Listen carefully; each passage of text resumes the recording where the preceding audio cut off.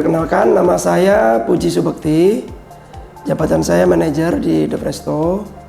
Kalau ownernya bernama Bapak Haji Sahroni. Perusahaan yang kita geluti sekarang itu adalah Fried Chicken. Kita itu berdiri tahun 2017 akhir.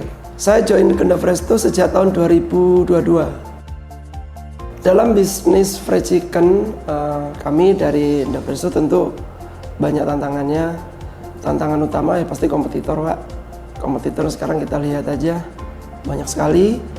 Pernah kita hitung juga di Indonesia, terutama Pulau Jawa sendiri, merek yang agak terkenal itu lumayan sekitar 23 merek. Jadi tantangannya adalah pertama ya dari kompetitor. Kemudian yang kedua, proses pencarian mitra baru. Itu juga sebuah tantangan bagi kami. Karena begitu banyak merek, ya kami itu harus hadir di mana kehadiran kami itu membuat tertarik untuk mitra bergabung dengan kami. Menjadi pertimbangan lah gitu. Itu tantangan. Kemudian yang ketiga itu adalah mempertahankan mitra. Itu yang sangat sulit. Ya kita harus pertahankan dengan berbagai strategi manajemen tentunya, kualitas barang segala macamnya. Terutama harga bahan baku juga kita harus perhatikan.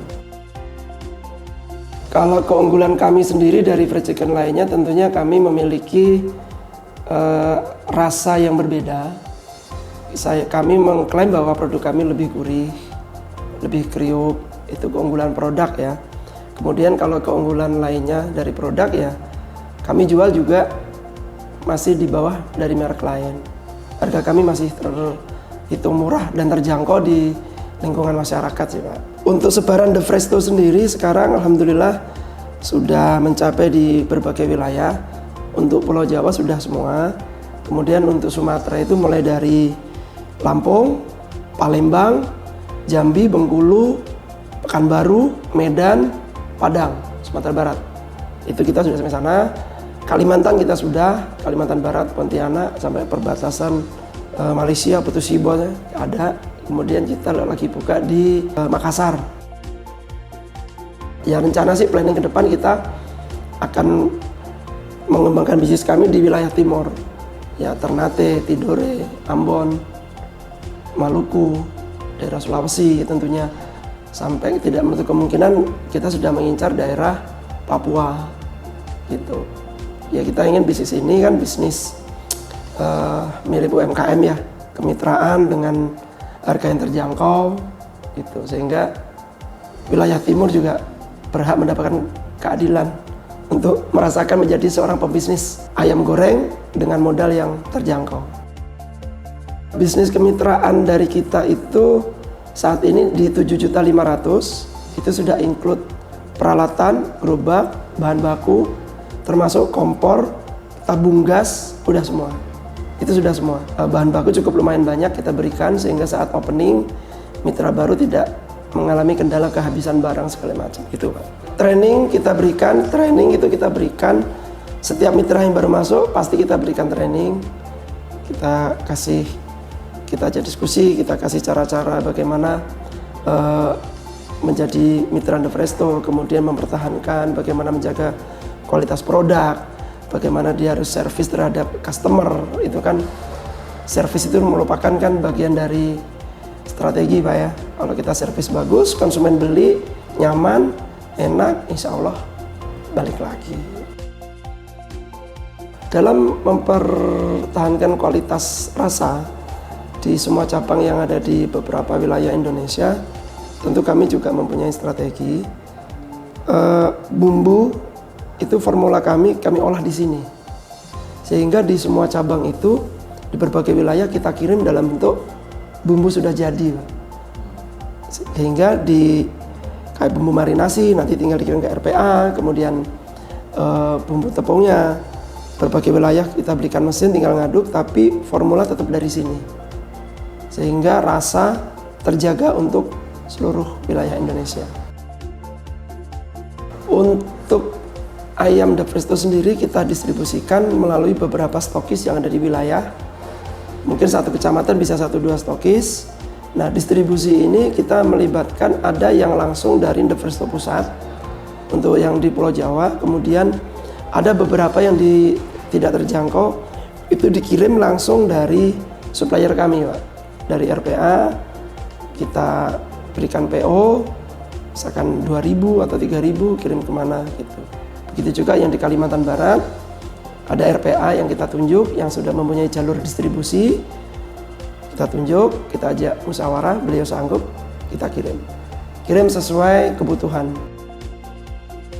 Bumbunya aja, jadi bisa bumbunya aja, ayam dari supplier, dari masing-masing RPA. Kecuali yang Jabotabek, Bogor, Bandung, Cirebon, Kuningan, itu masih dari kita, masih di backup dari pusat. Untuk Jawa Tengah, Jawa Timur, dari RPA yang ada di Jawa Tengah dan Jawa Timur. Kebetulan salah satu supplier kita itu Chick-In. Chick-In ini menyuplai di 2 lokasi, satu di pusat, kita udah kerja sama cukup lama dengan Chick-In. Kemudian yang kedua suplai di Kalimantan Barat, Pontianak. Kita perkenalkan beliau, kita percayakan Chick-In karena kualitasnya lumayan bagus, tentunya dengan harga yang sangat menarik untuk diberikan ke kita. Nah, kita tawarkan ke Kalimantan. Nah, kemudian kita meeting beberapa dengan marketingnya, dengan direkturnya. Pihak Chick-In setuju, ya sudah. Akhirnya kerjasama itu berjalan Pak, sampai sekarang masih ngirim di Pontianak. Sama Chick-In kita sudah berjalan hampir 1,5 tahun Pak. Waktu pertama-tama awal Chick-In ketemu.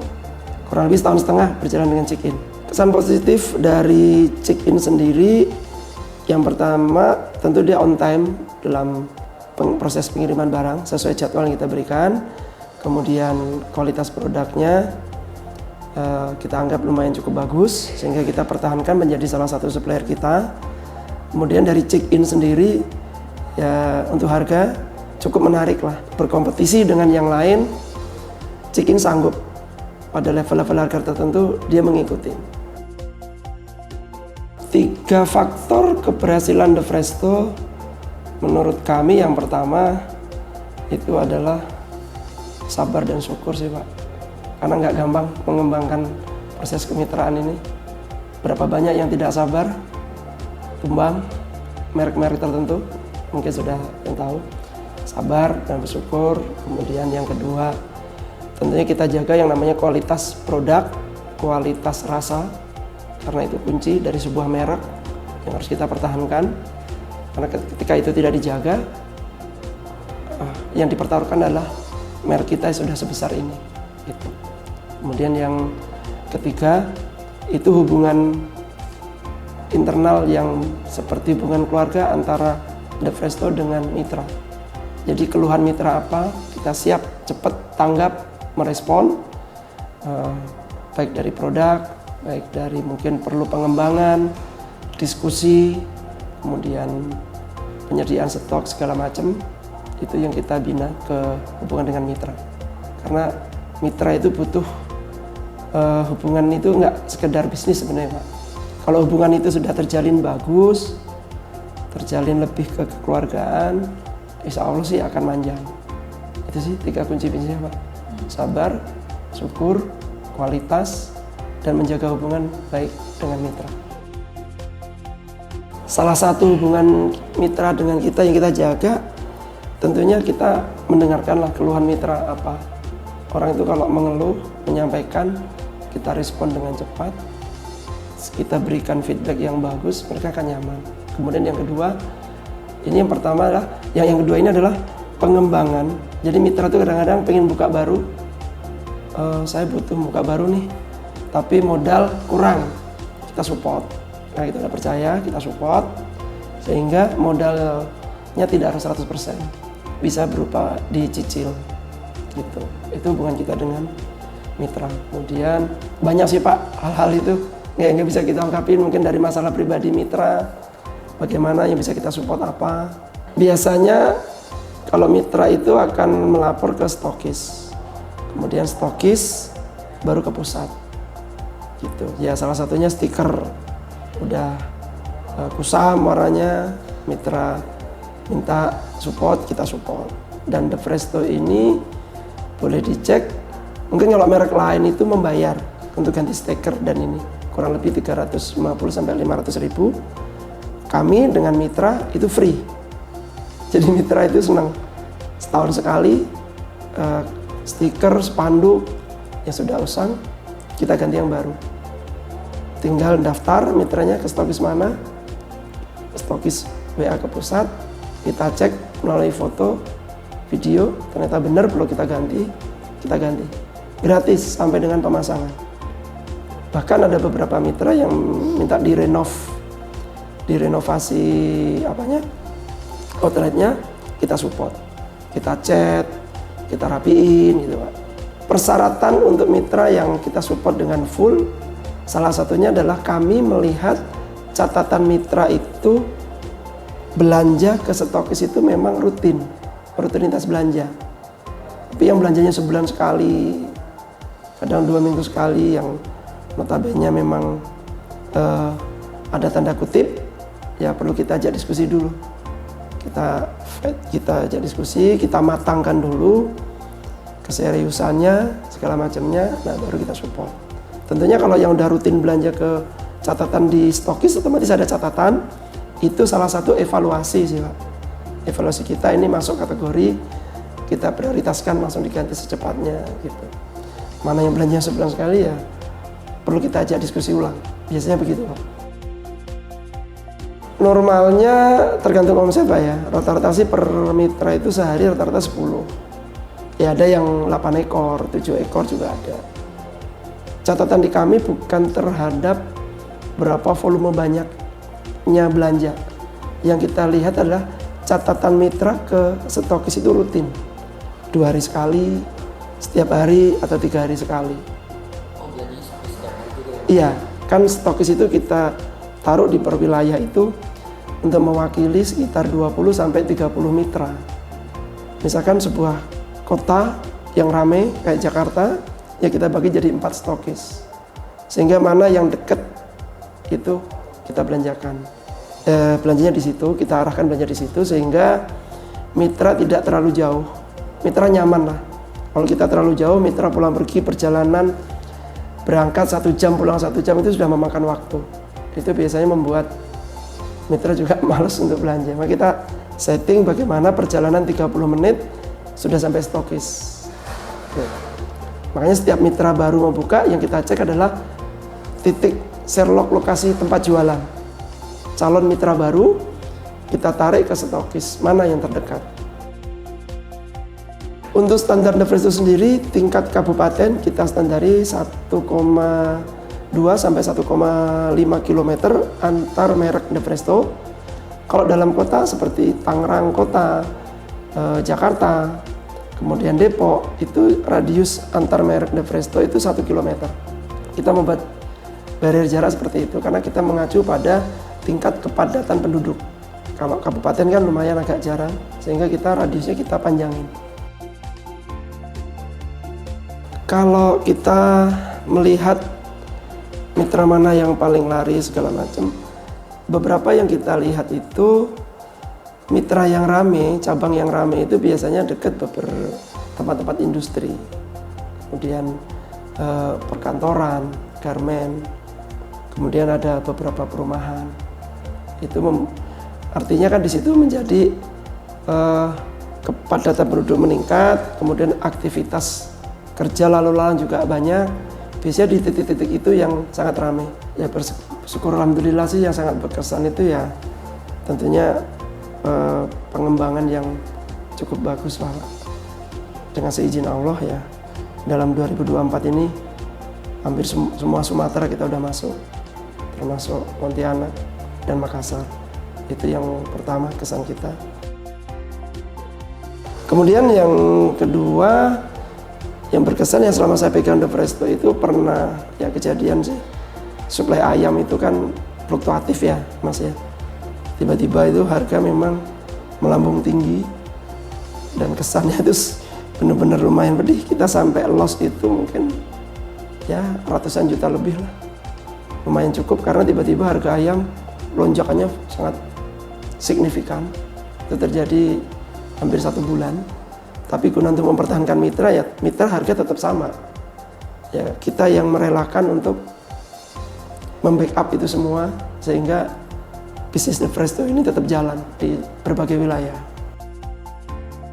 The Presto sendiri dalam bisnis ini lebih cenderung memilih sistem kemitraan yang berupa outletnya itu berupa gerobakan, karena kita mengambil strategi ini, di mana strategi ini yang memerlukan modal yang cukup murah. Di Indonesia ini banyak orang mau berbisnis, tapi lagi-lagi terkendala modal. Awal The Presto tumbuh itu pada saat COVID, Pak. COVID itu kurva kita signifikan. Banyak orang nganggur, dapat pesangon, dipecat, ya kan? Mau usaha mahal, mungkin merek-merek lain pada saat itu di atas 17 juta. Kami hadir dengan harga 5 juta pada saat itu. 5 juta sudah bisa bermitra dengan The Presto. Bayangin, kita sepertiga dari merek lain. Itu yang membuat daya tarik masyarakat untuk bergabung dengan The Presto. Kita mempermudah, intinya tidak semua orang mempunyai modal besar. Tidak semua orang mempunyai tabungan yang cukup. Tapi hampir semua orang itu pengen punya usaha. Nah, di antara masalah ini kita pecahkan dan kita hadir di tengah-tengah. Solusinya bagaimana? Seperti itu. Itu kenapa kita sangat cepat berkembang pada saat COVID. Di mana banyak perusahaan COVID pada saat itu, COVID, perusahaan masuk. Itu grafik kita tertinggi COVID. 2 tahun itu pertumbuhan sangat signifikan.